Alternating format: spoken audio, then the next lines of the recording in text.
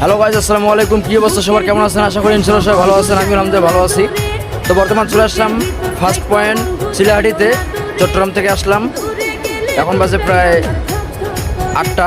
তো আজকের রোডে যানজট খুব কম ছিল। আর মেন প্রবলেম হচ্ছে রাস্তায় প্রচুর বৃষ্টি। সেই চট্টগ্রামে শুরু হয়েছে বৃষ্টি, চিলাহাটি পর্যন্ত বৃষ্টি। আর দেখতেই পাচ্ছেন কি পরিমাণে বৃষ্টির পানি জমেছে চারিদিকে। মানে গাড়ি ভালো করে রাখার মতো একটা জায়গা, প্লেস, সেটাও ভালো মতো নেই।